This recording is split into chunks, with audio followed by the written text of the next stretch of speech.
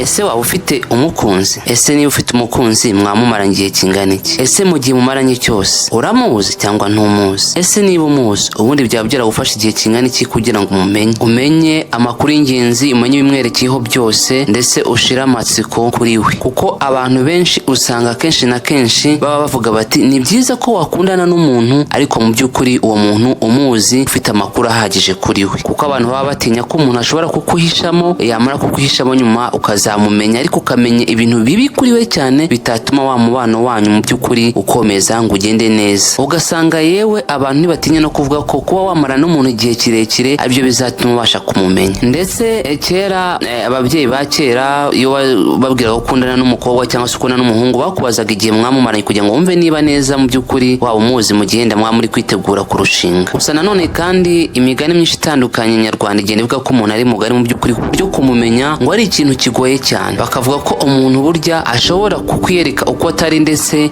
akakwihishamo mu gihe kirekire cyane. Ubushakashatsi rero bwerekanye ko nta muntu n'umwe uba winjiye muri relationship cyangwa se ushaka kwinjira mu by'urukundo ariko ngo abure kugira amatsiko ku muntu bagiye kujya muri relationship cyangwa se bagiye gukundana. None se wowe waba ufite umuntu mumenyanye vuba cyangwa se mwatangiye relationship ariko ukaba ufite amatsiko kuri we, kumwerekeyeho, kumenya abayeho ate, akora iki, ese ni umwana mwiza kuko ntazaguhinduka mu rukundo mugiye kwinjiramo? Aha rero niba ufite ayo matsiko turakurarikira kubana natwe muri iyi session ya Jungle Time mutegurirwa na Adidas Rwanda, kubera ko numara kumva kino kiganiro ukakirangiza neza birarangira usobanukiwe ndetse usobanukiwe neza uburyo bwiza ndetse n'ibibazo ushobora kubaza umukunzi wawe mu gihe cya vuba, ukaba wamaze kumumenya ndetse ukaba wamaze kumusobanukirwa, ya matsiko atandukanye wari umufiteho akagenda mu by'ukuri ashira. Niba rero uri mushya kuri uyu muyoboro wa YouTube yacu ya Adidas Rwanda, ushaka gukanda subscribe ugakanda no kukazojya kugira ngo uzajye ubona notification kubera ko dutegura ibiganiro byinshi, kandi numara kubikora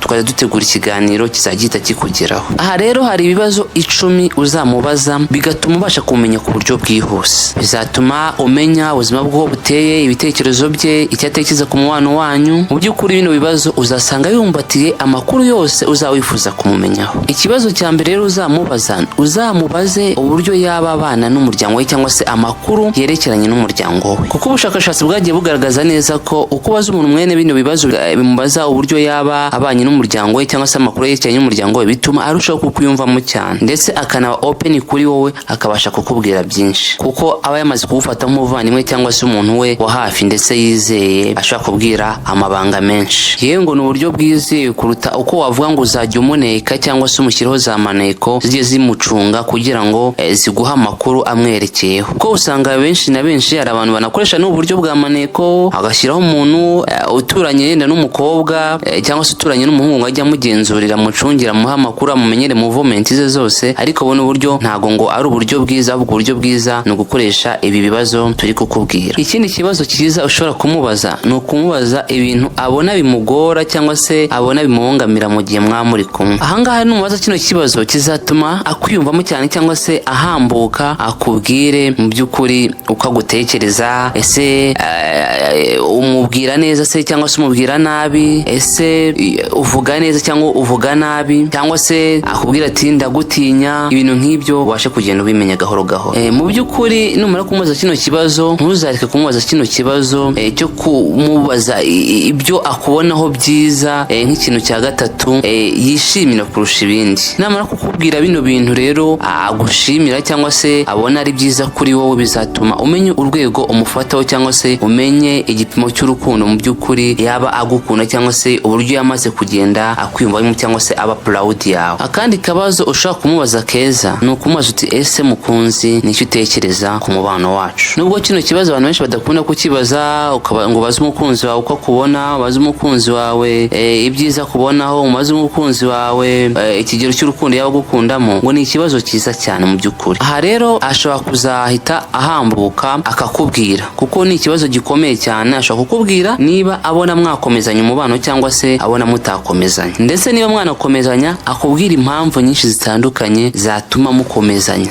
Niba abona mwakomezanya azakubwira ku byiza byawe gusa, akenshi na kenshi iyo abona mutakomezanya ntabwo azakubwira byinshi. Ashobora kukubeshya wenda ati mfite undi, cyangwa se igihe ntikiragira ngenda ndacyategereje, donc akakubwira nyine utuntu twinshi dutandukanye mu gihe cyose yabona ko mutakomezanya. Ikindi kintu rero gishobora gutuma umenya umubano wawe aho uhagaze n'umukunzi wawe ukakimubaza, ushobora kumubaza uti se bundi sheri, ikintu cyaba cyarakubabaje kuva wavuka kugeza ubu ngubu cyaba ari ikihe? Iki kibazo nukimubaza kizakurura ahanini umubano ndetse no kukwiyumvamo cyane hagati yanyu. Aha numubaza ibintu byagiye bimubabaza mu buzima bwe ukumva arabikubwiye, azaba kwifunguriye, nta kintu azaba aguhishe. Bishatse kuvuga ngo bizatuma arushaho kukubona nk'umuvandimwe cyane, bitume akwiyumvamo cyangwa se arushaho no kugufungukira. Aha kandi bizatuma ubasha kwigarura umutima we neza cyane, uzagenda umubwira amagambo asa naho amuhumuriza, ukabasha kumwereka ko mu by'ukuri mu gihe mwamaze kwinjira mu rukundo rwa nyarwo uzajya umufasha mu kumuremera ibyishimo, kubera ko wamaze kumenya neza ibyamubaje ndetse n'ibyagiye bimushimisha mu buzima bwe. Ushobora rero kandi kumubaza uti se mukundwa, uramutse ufite ubushobozi ni ikihe kintu ubona ushobora kuba wakwihinduraho cyangwa se ikintu ubona wakwikosoraho muri rusange? Ahangaha rero nakubwira akagusangiza, bizatuma ubasha kumenya imiterere ye, umenye ibyo nawe yiziho bitari byiza kuri we, azabasha kubikubwira. Ahangaha rwose kino ni ikibazo cyiza cyane. Aha ashobora kukubwira ati mfite ubushobozi nakwikuramo ikintu cyo kurakara, nakwikuramo ikintu cyo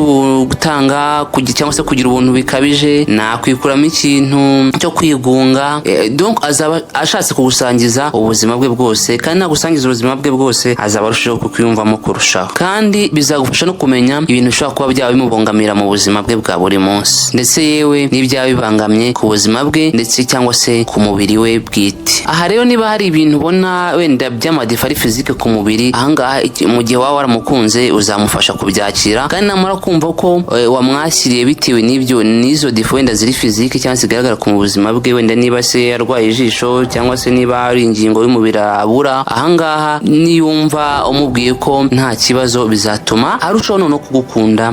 Ikindi kintu ushobora kubaza umukunzi wawe kugira ngo ushake kumenya, ushobora kumubaza uti ese sheri, uramutse usigaranye nk'ibyumweru 3 byo kubaho, ni ibihe bintu byihutirwa wakora? Iki kibazo rero ni ingirakamaro kandi kirimo ubwenge bwinshi, kuko bizatuma abasha kukuhambukira, akwereke imishinga afite, ubashe guhita umenya imishinga ye ndetse n'imitekerereze mu bijyanye n'imishinga, ndetse bigatuma byahita umenya ibyo ateganya ndetse n'imishinga ateganya yihutirwa kuri we. Aha bizahita bituma ubasha kumenya imishinga cyangwa se ibyo umukunzi wawe ari kwifuza kugeraho mu gihe cya vuba.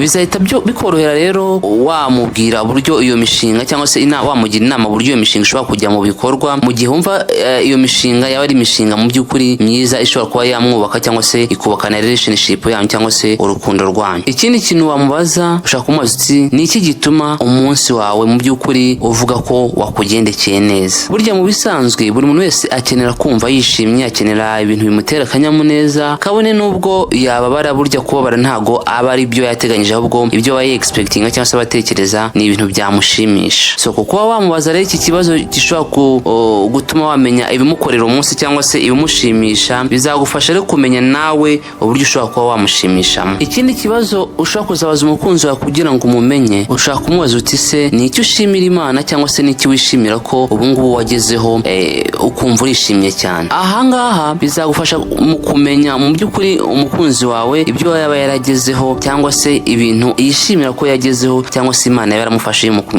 mu kuba yabasha kwachivinga. Ahangaha azakubwira achievement ze zitandukanye, noneho bituma ubasha kumenya mu by'ukuri uburyo ahagaze mu buryo bwa achievement. Bakunze mudukurikira kuri channel yacu ya Didus Rwanda, ibi nibyo bibazo twari twaguteganyirije dukurikije ubushakashatsi. Ushobora kubaza umukunzi wawe ukabasha kumumenya neza mu gihe gito bitagufashije imyaka ndetse n'igihe kirekire kugira ngo we wabasha kumumenya, ugira amatsiko ubasha gushira cyangwa se ugira icyo ubasha gusobanukirwa byinshi kuri we kugira ngo wizere neza ko umubano wanyu ushobora kuba wagenda neza. Aha rero niba ufite umukunzi mumenyanye vuba, ibibazo uzajya ugerageza kuba wamubaza ibibazo nk'ibi ngibi, bizagenda bituma ubasha kumenya kandi mu gihe cya vuba ndetse no mu gihe no ku buryo bwihuse. Niba rero uri mushya kuri uyu muyoboro wacu ushobora gukanda subscribe nayo kukazojya kugira ngo ujye ubona ibiganiro tugutegurira, kuko ibiganiro bya Jungle Time Show byo nakagaruka. Ciao ciao, see you next time.